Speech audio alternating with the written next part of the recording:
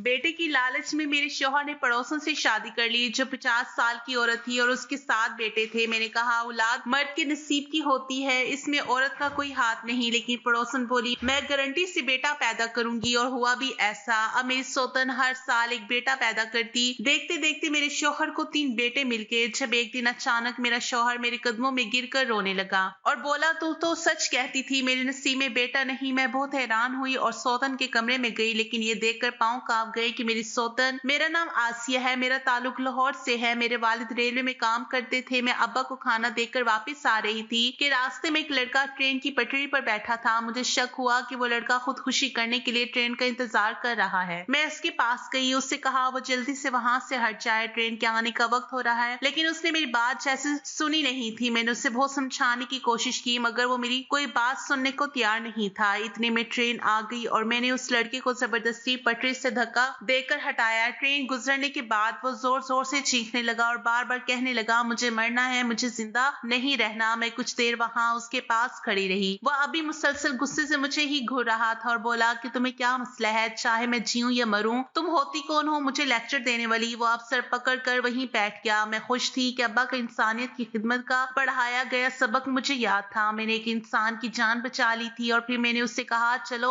मेरे घर चलते हैं। पहले वो नहीं माना, फिर पता नहीं उसके जहन में क्या आया कि मेरे साथ चल पड़ा। मैं उसे अपने घर ले आई और अपने अम्मा अब्बा को सारी बात बताई। मेरे माँ बाप ने उस लड़के से उसके घर वालों के बारे में पूछा, लेकिन उसने कहा कि इसका इस दुनिया में कोई नहीं, वो अकेला है। इसके ताया ने उसे घर से निकाल दिया चोरी का इंजाम लगाकर। इसलिए उसे अपने आप से और अपनों से नफरत हो गई। वो जीना नहीं चाहता। मेरे माँ बाप नरम दिल और इंसानियत रखने वाले इंसान थे। मेरी माँ तो बाकायदा उस लड़की की कहानी सुनकर रो रही थी, क्योंकि मेरा भाई भी इस उम्र में गुस्से में खुदकुशी करके हम सबको सारी उम्र के लिए तकलीफ में छोड़ गया था। इसलिए मेरी माँ को शायद उस लड़के में अपना बेटा नजर आ रहा था। माँ ने कहा वो आज से इनका बेटा है, वो कभी ये नहीं कहेगा कि इसका कोई नहीं। अब्बा ने अम्मा की खुशी के लिए उसे घर पर रख लिया। उसका नाम हबीब था। वो एफए पास था। वो एक मामूली इंसान था, लेकिन उसे देखकर लगता था कि किसी अच्छे घराने से होगा। लेकिन मैं भूल गई थी कि खानदान और नस्लें तो लोगों की असलियत उनके रवैये बता देती है। इनका बेनस्ला होना कहीं ना कहीं जाहिर हो ही जाता है। फिर पता चलता है कि जरूरी नहीं खानदान अच्छा हो तो उस खानदान के साथ लोग भी अच्छे ही होंगे। अब हबीब हमारे साथ ही रहता था। बस वो सारा दिन कमरे में पड़ा रहता या उदास गाने सुनता। मुझे अक्सर लगता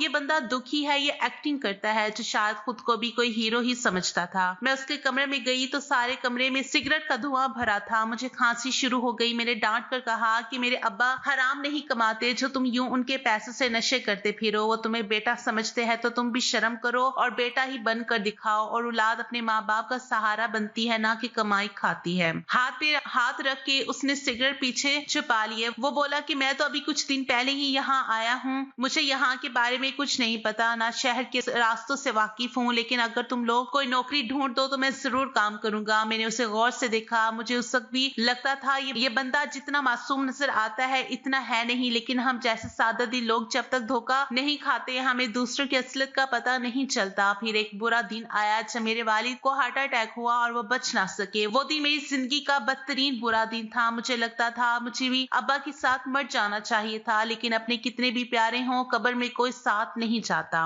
जिनके मरने पर हमें लग रहा होता है कि हम भी मर जाएंगे, लेकिन उनके जाने के बाद भी हम लोग जीते हैं पल पल मरने के लिए। अम्मा मेरी खातिर बहादुर बन गई। माएं बच्चों की खातिर बहादुर बन जाती हैं, अंदर से जितनी भी कमजोर हो, लेकिन औलाद के लिए बहादुर ही नजर आना चाहते हैं। मैं हर रात रोते हुए सो जाती थी। अम्मा हम सबका बहुत ख्याल रखती थी, बस अपना ख्याल रखना भूल गई थी। घंटों अकेले बैठकर पता नहीं किन सोचों में गुम हो जाती थी कि उसे हमारी आवाज भी नहीं सुनाई देती थी। अब्बा के बाद हालात भी बदल गए थे। हबीब रोजाना नौकरी के लिए निकलता और नाकाम लौटता। आखिर एक दिन उसने एक फैक्ट्री में काम करना शुरू कर दिया। वो सुबह को निकलता और शाम को घर लौटता। रात को दोबारा 1 बजे रात की ड्यूटी करता और वो अब डबल शिफ्ट करता था। अम्मा और मुझे अब्बा की पेंशन से जो पैसे मिले वो लेकर हम लोगों ने घर का कर्ज चुका दिया जो बैंक से लिया था। घर गिरवी रखवा कर जो सूद के बाद इतना बन चुका था। अब्बा की सारी पेंशन मिलने वाली रकम उसकी नजर हो गई थी। अब महीने बाद अब्बा की पेंशन के जो पैसे मिलते उससे अम्मा मेरे जहेज की चीजें बनाने लगी। एक दिन अम्मा मेरे लिए सुर्ख रंग का लिबास लेकर आई और मुझे बहुत अच्छा लगा था। सुर्ख रंग का खूबसूरत फ्रॉक। मैंने सोचा मेरी बेटी को बहुत अच्छा लगेगा। तभी हबीब वहां आया और जैसे ही उसकी नजर उस फ्रॉक पर पड़ी उसके चेहरे के तासुरात बदले और वो जल्दी से वहां से चला गया और खुद को कमरे में बंद कर लिया। कुछ देर बाद कमरे से उसके रोने की आवाज़ें आने लगी। मैं और अम्मा ने दरवाज़ा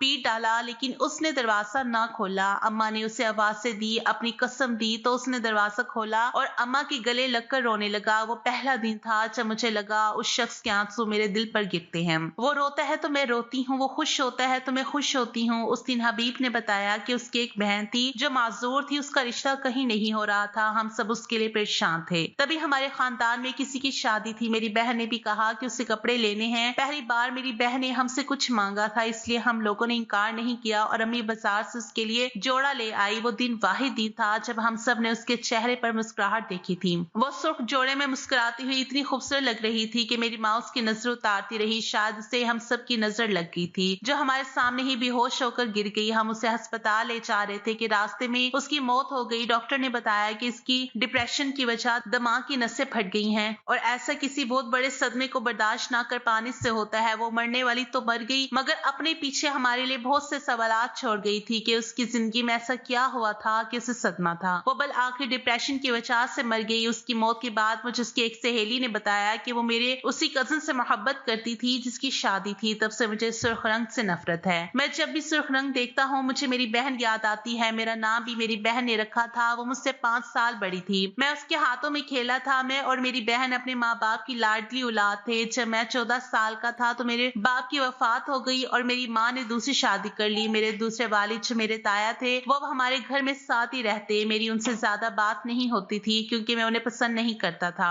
और फिर जब मैं 20 साल का हुआ तो मेरी जिंदगी में एक लड़की आई जिसे मैंने खुद से भी ज्यादा प्यार किया। वो भी मुझसे इतना प्यार करती थी कि उसके घर रिश्ता भेज दिया और उसके घर वालों ने हाँ कर दी। मेरी शादी से ठीक 2 हफ्ते पहले हार्ट अटैक की वजह से मेरी माँ की मौत हो गई। माँ की मौत के बाद मैं बहुत टूट चुका था, लेकिन जीने की एक उम्मीद बाकी थी, वो थी रिदा, जिसे मैं जिंदगी समझता था। फिर शादी से कुछ दिन पहले मेरे ताया ने मुझसे झगड़ा शुरू कर दिया। वो बहाने बहाने से मुझे जलील करने लगा। एक दिन चोरी का इंतजाम लगाकर घर से निकाल दिया। मैं रोता रहा, लेकिन उस शख्स ने एक ना सुनी। मुझे कुछ समझ नहीं आ रहा था तो मैंने अपनी मंगेतर को कॉल की। उसने मेरी पूरी बात नहीं सुनी और रिश्ता तोड़कर मुझे अकेला छोड़ दिया। इस तरह मेरा सब कुछ चला गया। पहले माँ बाप ही मोहब्बत, अब ना जीने को दिल करता है और ना ही जीने की वजह बाकी बची। इसलिए मैं मर जाना चाहता था, लेकिन उस दिन आसिया ने मुझे बचा लिया और यहाँ ले आई। आप लोगों से मुझे मेरे अपनों से बढ़कर प्यार मिला था। मुझे लगा मेरी फैमिली आप ही हैं। अम्मा ने हबीब को दिलासा दिया और कहा कि वो भी इसे अपना बेटा ही समझती हैं। हबीब ही अब हम माँ बेटी का सहारा था। उसने हमें अकेला नहीं छोड़ा और ना ही वापस लौट कर गया। एक दिन मैंने उससे कहा कि वो उस लड़की से दोबारा राब्ता करे, लेकिन उसने कहा कि जब उसे जरूरत थी उसके सहारे के साथ की तो वो मुझे छोड़ गई, तो अब इससे मिलकर क्या करूंगा। तब वो दिन थे जब मुझे हबीब से मोहब्बत हो गई थी। मैं उसका इंतजार करने लगी जब तक घर ना आता।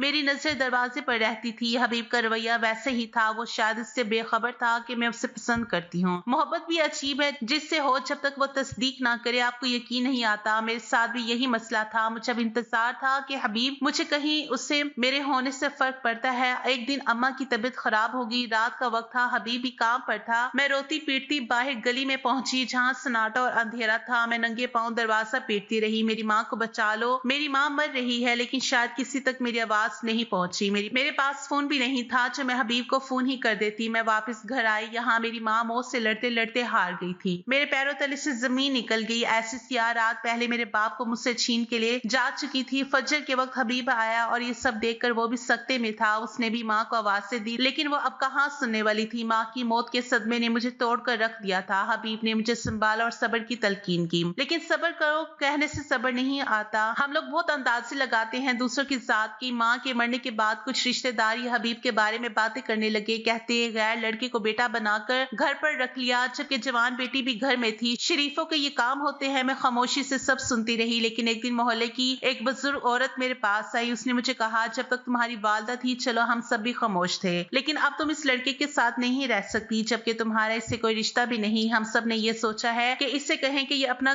कहीं और बंदोबस्त कर ले। उस दिन मुझे लगा कि अगर हबीब भी नहीं रहेगा तो मैं बेसहारा हो जाऊंगी। मैं अकेली कैसे रहूंगी। लोगों ने अब बातें बनानी शुरू कर दी थी। मुझे भी बद किरदार कहा और हबीब पर भी कीचड़ उछाला। मेरे खानदान से मेरा रिश्ता आया। मेरी ताई ने कहा कि तुम शादी कर लो, लड़का अच्छा है और हबीब को घर से निकाल बाहर करो। मैंने सोचा जिसे माँ बाप ने अपने पास रखा था उसे मैं कैसे इस घर से निकाल दूं। मैं अब बहुत परेशान रहने लगी थी। रोती रही और सोचती रही। उस रात बहुत बारिश हुई, लाइट भी चली गई। गांव में ऐसे ही होता था, बारिश आई नहीं और बिजली गायब। मैं बरामदे में बैठी डर और और खौफ से रो रही थी। जब दरवाजे पर दस्तक हुई, मैंने दरवाजा खोला तो मेरा वही कजन था जिसका रिश्ता कुछ दिन पहले मेरे लिए आया था। मैंने कहा, तुम इस वक्त यहाँ? तो कहने लगा, तुमसे मिलने को दिल चाहा तो आ गया। मैंने दरवाजा बंद करना चाहा तो उसने धक्का देकर दरवाजा खोला और अंदर आ गया, और अंदर आकर दरवाजा अंदर से लॉक कर दिया और बोला कि हबीब के मुंह पर तो दरवाजा बंद नहीं करती, तुम्हारी तो मोचे लगी हुई है, हम सबकी आंखों में मट्टी झोंके तुम दोनों आशिकी का खेल रचा रहे हो। फिर मेरे करीब आया और मेरा बाजू पकड़कर बोला, उस हबीब को छोड़ो, मुझसे शादी कर लो, बहुत खुश रहोगी। अगर अच्छा ना लगा तो फिर हबीब तो है ही। मेरा खून खोल उठा, उसकी बकवास बढ़ती जा रही थी। मैंने उसे धक्का दिया और भागकर कमरे में खुद को बंद करना चाहा। उसने मेरा दुपट्टा पकड़कर खींचा, मैं फर्श पर गिरी, मेरी चूड़ियां टूटकर मेरे बाजू में लगी। मैं वहां से भाग जाना चाहती थी,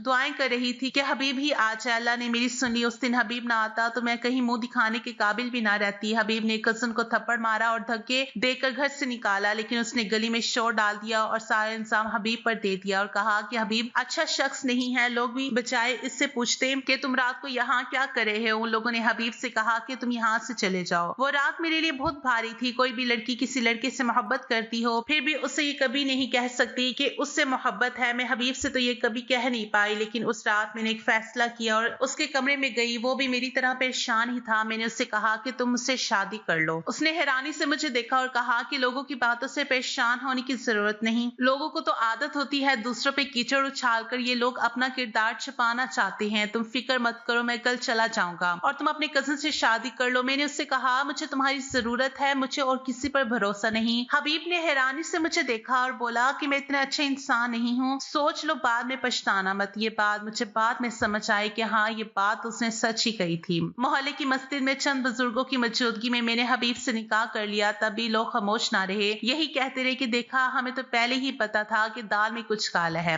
हबीब और मुझे उस दिन भी मेरे वालिदैन बहुत याद आए। काश वो होते तो सब कुछ कितना अच्छा होता। हबीब मेरा बहुत ख्याल रखता, मैं बहुत खुश रहने लगी थी। सारा दिन घर के छोटे छोटे काम करना और शाम को अपने शौहर के इंतजार करना, मेरा भी यही काम था। हबीब भी कहता कि वो बहुत खुश नसीब है कि उसे मुझ जैसी बीवी मिली। लेकिन खुशियों की उम्र बहुत मुख्तसर होती है। हमारे घर के साथ वाले घर में कुछ लोग शिफ्ट होकर आए। एक दिन वो लड़की मुझसे मिलने आ गई। अच्छी खुश इखलाक लड़की थी। जल्द ही मेरी उससे दोस्ती होगी। मेरा शौहर भी घर पर नहीं होता था तो मेरा भी उस लड़की के साथ अच्छा वक्त गुजर जाता। उस लड़की ने बताया कि मैं शादीशुदा हूँ और मेरे बच्चे भी हैं। शौहर की वफात के बाद मैं यहाँ आ गई हूँ। कुछ माह पहले एक शादी पर जाना था तो मैं रक्षा का इंतजार कर रही थी, लेकिन उस दिन हड़ताल की वजह से रक्षा ना मिला। तब बाइक पर एक लड़का मुझे देखकर रुक गया और बताया कि आज आपको रक्षा नहीं मिल सकता, या तो पैदल चली जाएं या आज है मैं छोड़ देता हूँ। मुझे वो लड़का बहुत अच्छा लगा। मैं उसके साथ उसकी बाइक पर बैठ गई। उस लड़के ने कहा कि आप बहुत खूबसूरत है। मैं खुश हो गई थी। पहले भी जो भी देखता कहता था, लगता नहीं तुम शादीशुदा हो। फिर हमारे दरमियान छोटी छोटी बातें होती रही। मैंने उससे बताया कि मेरी गाड़ी तो है मगर आजकल थोड़ी परेशान हूँ, इसलिए ड्राइविंग नहीं करती। उसने कहा, वहीं रहती हैं जहाँ से मैंने आपको पिक किया था। मैंने कहा कि जी, मैं वहीं रहती हूँ। जिस फ्लैट के सामने से आपने मुझे पिक किया है वो मेरा घर है। मैंने जवाब दिया। मैंने ये सारी मालूमात लाशऊरी तौर पर शेयर की थी। तब तक मुझे ये अंदाजा नहीं था कि किसी अजनबी को इतनी मालूमात देने से इस किस्म का मसला भी हो सकता है। तब तक मेरे जहन में सिर्फ ये था कि ये लड़का पता नहीं दोबारा कभी मुझसे बात करेगा या नहीं, उसे क्या गर्ज मैं कौन हूँ और क्या हूँ। मैरिज हॉल के सामने पहुंचकर उस लड़की की बाइक से उतरने लगी तो उसने मुझसे कहा कि आप मेरा नंबर रख लें और जब कभी आपको जरूरत हो तो मुझे कॉल कर लें। मुझे बहुत खुशी होगी आपके काम आकर। मुझे वो लड़का बहुत अच्छा लगा था। मैंने उसका नंबर अपने मोबाइल में सेव कर लिया। तब मुझे ये नहीं पता था कि किसी अजनबी का नंबर मोबाइल में सेव करने से ये मसला भी हो सकता है। नंबर लेने के कुछ दिन बाद मुझे कहीं जाना था तो मैंने उस लड़के को कॉल कर दी। वो कहीं मसरूफ था मगर उसने कहा कि आप मुझे 30 मिनट दे, मैं सारे काम छोड़कर अभी आ जाता हूँ। फिर वो लड़का अपने सारे काम छोड़कर आधे घंटे से पहले पहले मेरे घर के बाहर आ गया, लेकिन मैं हैरान रह गई। उसके पास गाड़ी थी। उसने मुझे देखते ही मेरे लिए दरवाजा खोला और कहा कि हैरान ना हो, आपके लिए किसी दोस्त का एहसान लिया है। मैंने जहाँ जाना था वहां पहुंचकर उससे कहा कि वो चला जाए, मैं वापसी पर इंतजार कर लूंगी। लेकिन उसने कहा कि मैं यही हूँ, कहीं नहीं जाऊंगा। जब भी आप फ्री हो मुझे कॉल कर दे, मैं आपको वापस छोड़ आऊंगा। मैं उसकी ये बात सुनकर चुप हो गई। उस दिन के बाद अगर मैंने कहीं भी जाना होता तो मैं उससे कॉल कर देती। वो फौरन से पहले पहुंच जाता। रोज रोज एक साथ आने जाने की वजह से मेरी उससे काफी जान पहचान होगी। एक दिन उसने मुझसे पूछा कि जब आप शादीशुदा हैं और आपके बच्चे हैं तो आप अकेली क्यों रहती हैं, अपने शौहर के साथ क्यों नहीं रहती। काफी हद तक तो ताल्लुक बन जाने की वजह से मैंने उससे बता दिया कि मैं अपने शौहर से नाराज होकर आई थी, लेकिन कुछ दिन बाद उसका एक एक्सीडेंट हुआ और अब इस दुनिया में नहीं रहा। अब मैं और मेरे बच्चे अकेले रहते हैं। शौहर ने इतना कुछ छोड़ा है कि गुजर बसर अच्छा हो रहा है। और फिर एक दिन कहने लगा कि मैंने आप आपसे बात करनी है। मैंने कहा कि करो, क्या बात करनी है। कहने लगा कि मुझे आपसे मोहब्बत हो गई है। मैं हैरान थी लेकिन खुश भी थी। मैं बहुत खुश थी जब उसने कहा कि मैं कोई ऐसा वैसा लड़का नहीं, मैं आपसे शादी करना चाहता हूँ। शादी करके मैं आपको और आपके बच्चों का सहारा बनना चाहता हूँ। मैंने कहा कि तुम अपनी उम्र देखो और मेरी उम्र देखो। तुम मुझसे छोटे हो, वैसे भी तुम्हारे घर वाले तुम्हारी शादी किसी बेवा और बच्चों की माँ से क्यों करेंगे। कहने लगा कि मेरे घर वाले नहीं है, मैं अकेला हूँ इस दुनिया में, मेरा कोई नहीं। मैंने उसकी बात सुनी और कहा कि मुझे सोचने का वक्त हो। मैं चुप रही, उसे फौरन कोई जवाब ना दिया। तो वो जब भी मुझसे मिलता तो यही कहता, मुझे अकेला मत छोड़ना, मैं सच्चा हूँ, एक बार मेरा यकीन करो। सोच सोच कर मेरा जहन सुन्न हो गया था कि वो लड़का मुझसे सच्ची मोहब्बत करता है या नहीं। सोचा आपसे मशवरा कर लूं, आप ही बताइए कि मैं क्या करूं। मैंने उससे कहा कि कुछ वक्त दो, हो सकता है वो लड़का वाकई तुमसे मोहब्बत करता हो। मैं अपनी पड़ोसन के लिए खुश थी कि बेचारी बेवा है और बच्चों का साथ है, अच्छा है जो कोई सहारा बन जाए। वो अपना फ्लैट छोड़कर अब यहाँ आ गई थी। मोहल्ले में सब घरों से उसका घर ही शानदार था। उसके शौहर की कुछ दुकानें भी थी जिनसे किराया आता था। एक दिन हम मियां बीवी के दरमियान किसी बात पर झगड़ा हुआ, दोनों में सख्त कलामी हुई। हबीब ने मुझे बातें सुनाई। गुस्से पर कंट्रोल ना करते हुए मैंने अपने शौहर से कहा कि अगर तुम इतने अच्छे होते तो तुम्हारे घर वाले तुम्हें क्यों निकालते। हबीब ने मुझे थप्पड़ मार दिया। मैंने गुस्से से उसका गिरबान पकड़ लिया और कहा, अगर इंसान के बच्चे हो तो मुझे तलाक दो, एक सेकंड भी मैं तुम्हारे साथ नहीं रह सकती। हबीब ने धक्का देकर मुझे पीछे किया। मैं बार बार उससे यही कह रही थी, मुझे छोड़ दो, मुझे तुम्हारे साथ नहीं रहना। हबीब ने कहा, तुम बकवास बंद करो, मेरा ही कसूर है। तुम्हारे बांझ होने के बाद भी कभी तुम्हें इस बात का एहसास नहीं होने दिया, बल्कि जैसी मोहब्बत पहले थी वैसी अब मैं करता हूँ, लेकिन तुमने मेरा जीना हराम कर दिया है। मेरा दिमाग बात सुनकर ही खराब हो चुका था। हबीब ने कहा, आसिया तुम एक नेक पाकबाज और अच्छी सीरत वाली औरत हो, मैं तुम्हारी कदर करता हूँ, लेकिन औलाद मेरा भी हक है। कल को मैं मर जाऊं तो कोई मेरा नाम लेने वाला भी हो, मेरी कब्र पर फातिया पढ़ने वाला तो कोई हो। मैं अपनी जगह पर साकत हो चुकी थी। मुझे लग रहा था मेरा जिस्म अफलूज हो चुका है। मुझे भी हबीब से मोहब्बत थी और ये सब गुस्से की हालत में मेरी जुबान से निकल रहा था। और इस मौके पर शैतान पूरी कोशिश करता है कि मियां बीवी को एक दूसरे से अलग कर दे, लेकिन क्या पता था शौहर खुद शैतान है। हमारी एक दूसरे से बोलचाल बंद रही। मुझे अब ऐसा लगता है जैसे मुझे उससे नफरत होने लगी है। मुझे लगता है ये वो शख्स है ही नहीं जिसे मैं जानती थी। मुझे अब्बा अम्मा याद आते, मैं देर तक रोती रहती। मेरा तो कोई और सहारा भी नहीं था। मैंने गुस्से से हबीब से कहा कि मुझे अभी फौरन तुमसे जवाब चाहिए।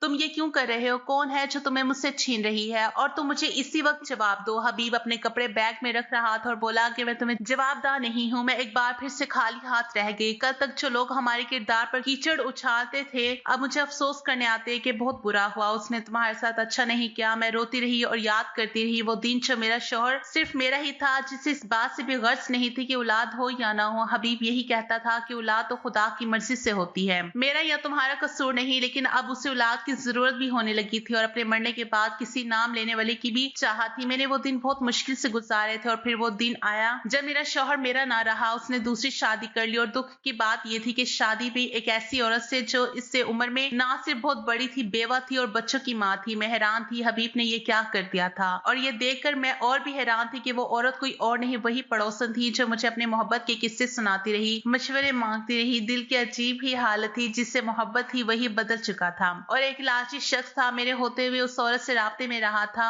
मेरी पड़ोसन जैसे ही मेरी सौतन बनी तो उसने अपना रवैया भी बदल लिया। सारा काम मुझे करना पड़ता, उसके बच्चों के खाने का ख्याल भी मैं ही रख रही थी, क्योंकि मेरा शौहर मुझे कह चुका था अगर मेरे साथ रहना है तो मेरी दूसरी बीवी का ख्याल रखना पड़ेगा। आप में से वो लोग मेरी बात को ठीक से समझेंगे जिन्हें ये पता है कि कभी कभी हमारे अपने जिनके बगैर हम रह नहीं सकते, लेकिन उन्हें हमारे होने ना होने से फर्क नहीं पड़ता, लेकिन हम तब भी सिर्फ इसलिए कि वो रिश्ता निभाते हैं कि सिर्फ वो हमारी नजरों के सामने रह सके। मैं भी सिर्फ इसलिए वहां थी और सब कुछ बर्दाश्त कर रही थी क्योंकि मुझे लगता था कि सुबह मेरी जिंदगी रुक जाएगी, जिस सुबह मैं अपने शौहर को नहीं देखूंगी। अगर चाहे दूसरी शादी के बाद मैं बहुत उदास हो गई थी, लेकिन मैं हबीब को छोड़ नहीं सकी। एक दिन हबीब ने कहा कि तुम्हें मुबारक हो, बहुत जल्द मुझे भी कोई पापा कहने वाला आ रहा है। यकीन करें कि उस दिन सारी नफरत भुलाकर मैं इसलिए खुश हो गई क्योंकि मेरा शौहर खुश था। मैं दिल को समझाने लगी थी कि इसका कसूर नहीं, सारी दुनिया में यही होता है। बहुत से लोग हैं जो औलाद की खातिर दूसरी शादी कर लेते हैं। फिर वो दिन भी आ गया जब मेरी सौतन ने एक बच्चे को जन्म दिया। हबीब ने बच्चा मेरी गोद में दिया तो मुझे लगा हबीब की औलाद मेरी ही तो है। मेरी सौतन को 3 दिन अस्पताल में रखा गया। मैं उसके साथ ही रही, घर भी जाती, बच्चों को देखकर, खाना वगैरह देकर फिर से उसके पास पहुंच जाती। इन 3 दिनों एक पाँव घर और दूसरा अस्पताल में था। हबीब बहुत खुश था। सारे मोहल्ले में मिठाई बांटी गई। मैं अपनी सौतन का बहुत ख्याल रखती, घर के कामों के अलावा बच्चों को संभालती। इस सब का ये असर पड़ा था कि वह बिल्कुल ही आराम तलब बन गई थी। हबीब को इसके नाज नखरों से फुर्सत नहीं थी। फिर ये हुआ था था कि हर साल मेरे शौहर को मेरी सौतन एक बेटे का तोहफा देती रही। 3 बेटे हो गए थे। मुझे लगता था वो घर नहीं बसाएगी। कुछ हद तक मैं उसकी फितरत से बाखबर थी। वो एक मर्द ही की होकर रहने वाली औरत थी ही नहीं, अब भी उसका यही एक काम था। बंद सवर कर निकल जाती और शाम को हबीब के आने से पहले वापस आ जाती और कहती कि तुम्हारे लिए बनती सवरती हूँ। हबीब की आंखों पर उसने ऐसी पट्टी बांधी थी उसे कुछ नजर ही ना आता। एक दिन मैं मोहल्ले में एक सहेली से मिलने गई। उनके घर जाकर पता चला कि उसने मेरी सौतन को अक्सर बड़ी सी गाड़ी से उतरते देखा है। मैंने सोचा शायद इसका कोई रिश्तेदार हो, इसलिए हबीब से जिक्र नहीं किया और फिर मुझे लगता था हबीब को बताने का फायदा भी नहीं है। मेरे ताया की वफात होगी। मैं गांव में उनके घर गई थी जब मेरा वही कजन जिसने मुझसे बदसलूकी की थी मेरे पास आया और बोला कि मुझे माफ कर दो, मैं तुम्हारा गुनहगार हूँ, लालच में आ गया था। उस दिन जो कुछ भी हुआ वो हबीब के कहने पे हुआ था। उसे लगता था कि कहीं तुम उससे शादी ना कर लो, इसलिए उसने मुझे लालच दिया। वो मुझे 2 लाख रुपए देगा, सिर्फ इतना सा नाटक कर दो ताकि आसिया डर जाए और खुद कहे कि इससे हबीब से ही शादी करनी है। इन दिनों मेरी मंगेतर की तबीयत बहुत खराब थी। वो गरीब लोग थे। उसका इलाज करवाने के लिए मुझे ये कदम उठाना पड़ा, लेकिन पिछले साल शादी से 2 हफ्ते पहले वो भी फौत हो गई। मैं तुमसे माफी मांगना चाहता हूँ, लेकिन डरता था कि तुम मेरी बात पे भरोसा नहीं करूंगी, इसलिए तुम्हें बता नहीं सका। मेरी आंखें ऐसे बरस रही थी जैसे जिंदगी भर के आंसू आज ही बहेंगे। हमारे कुछ रिश्ते भी कितने खुदगर्ज होते हैं, अपने फायदे के लिए अपने ही रिश्तों को दांव पर लगा देते हैं। काश मेरा कजन वक्त पर मुझे बता देता, लेकिन शायद मेरी किस्मत में यही लिखा था। तब शायद मैं वाकई यकीन ना करती। जितने दिन मैं गांव में रही यही सोचती रही कि कैसे हबीब की शक्ल देखूंगी। उसने मुझे इतना बड़ा धोखा दिया। मुझे उस दिन अपने शौहर से नफरत हो गई थी, लेकिन वक्त ऐसा था कि मैं अपना घर छोड़कर कहीं और नहीं रह सकती थी। घर आई तो पता चला कि मेरी सौतन अब अपने घर शिफ्ट हो गई है। इसका मतलब यही था कि हबीब भी मेरे पास ना रहता। इसलिए तो मैं उस औरत को बर्दाश्त करती रही कि मेरा शौहर मेरे साथ रहे। लेकिन आज मुझे लगा था ये अच्छा हो गया था। अब मैं खुद हबीब को देखना नहीं चाहती थी। हबीब अब कभी कभार आता और चला जाता, ना कभी रुका और ना मैंने रोका। ऐसे ही माह गुजर गए। एक दिन मेरा शौहर मेरे पास आया और रोने लगा कि मैं बहुत जालिम हूँ, मैंने बहुत जुल्म किया तुम पर, लालच में और औलाद की चाहत में दूसरी शादी कर ली, तुम्हें भूल गया, कोई फर्ज अदा नहीं किया, लेकिन तुम फिर भी मेरे साथ रही और मैं तुम्हारे होते दूसरी औरतों से राब्ते में रहा। मुझे माफ कर दो। आज मुझे सजा मिली मेरे गुनाहों की। मेरा एक्सीडेंट हो गया था। डॉक्टर ने कुछ टेस्ट लिखे थे, वो करवाए तो पता चला मैं तो बाप ही नहीं बन सकता। मैं बांझ हूँ। मैं तुम्हें बांझ कहता रहा, जबकि मैं खुद बांझ था। वो बेटे भी मेरे नहीं है। वो औरत धोखेबाज है। उसने मुझसे तलाक का मुतालबा कर दिया है और किसी और शख्स से शादी करने वाली है। मैंने दर्द से आंखें मूंदे सर कुर्सी की पुश्त से टिका लिया। इस सफर में क्या मिला था हम दोनों को? सिर्फ धोखा। मुझे अपने शौहर से और मेरे शौहर को अपनी दूसरी बीवी से। मैंने सवाल किया, क्या मेरे कजन को उस दिन तुमने बुलवाया था? हबीब खामोश था। उस दिन मेरे कजन ने सच बोला था। मैंने कहा कि मैं अब थक चुकी हूँ, इतनी अच्छी और इतनी बहादुर नहीं हूँ कि मजीद बर्दाश्त करूँ, इसलिए तुम मुझे तलाक दे दो। हबीब मिन्नतें करता रहा, मनाता रहा, लेकिन औरत इतनी भी कमजोर नहीं होती कि धोखा देने वाले से बार बार धोखा खाती रही। मैंने घर बेच दिया और गांव आ गई। तलाक की इद्दत ताया के घर पर की। ताई मुझे बेटियों की तरह प्यार करती थी। उसकी बेटी की शादी थी। घर में खूब चहल पहल थी। जब ताई ने कहा, आसिया हमारा भी कसूर है, तुम्हें तन्हा छोड़ दिया, लेकिन अगर हो सके तो हमें माफ कर दो, मैं क्या कहती कि कुछ दुख शायद किस्मत में होते हैं। शादी के वक्त गांव में रिवाज था कि दुल्हन की बहन या भाभी दुल्हन के साथ जाती है। ताई ने मुझे भेज दिया और साथ मेरा वही कजन फैसल भी था। वो लोग बहुत अच्छे थे। मैं खुश थी अपनी कजन के लिए और उसके अच्छे नसीब के लिए दुआ की। मैं बैठी यही सोच रही थी कि सियाने सच कहते हैं, बेटियों से डर नहीं लगता, उनके नसीब से डर लगता है। जब फैसल मेरे पास आया और बोला कि आज से मैं तुम्हारे साथ इतना बुरा कर चुका हूँ कि समझ नहीं आती किस मुंह से कहूँ, लेकिन अगर हो सके तो माफ करके जिंदगी के सफर में साथ चलने का मौका दे दो। यकीन करो हमेशा साथ चलूंगा। तब मैंने सोचा जिन पर भरोसा था उसने तोड़ दिया, तो अब जिस पर नहीं उसके साथ क्या करूं चल के। लेकिन किस्मत ने मेरा साथ नहीं दिया। मुझे अपनी ताई के मजबूर करने पे फैसल से शादी करनी पड़ी। फैसल मेरी सोच से ज्यादा अच्छा शौहर साबित हुआ। उसने मुझे जीना सिखाया। मेरी ख्वाहिश मुंह से निकलने से पहले पूरी हो जाती थी। अल्लाह ने मुझे एक बेटे से नवाजा। सारे खानदान में खुशी की लहर दौड़ गई। फैसल बहुत खुश था। उसने अकीकी की बहुत बड़ी दावत की। सारे खानदान को बुलाया। मैं अब पीछे मुड़कर देखती थी तो सोचती थी शायद वो आजमाइश मुझे आसमाने और जिंदगी का सबक देने के लिए आई थी। मेरा बेटा जब मुझे मामा कहता तो सारे गम भूल जाती हूँ। उस शख्स के साथ जिंदगी ने बहुत कुछ सिखाया था, लेकिन हबीब समझ जाता तो मेरे साथ वो सब ना करता। लेकिन अब मैं शुक्रगुजार हूँ कि मेरी जिंदगी मुकम्मल हो गई। तो दोस्तों, कैसे लगी आपको हमारी कहानी? अगर कहानी पसंद आई है तो वीडियो को लाइक करें और चैनल को सब्सक्राइब करें। शुक्रिया।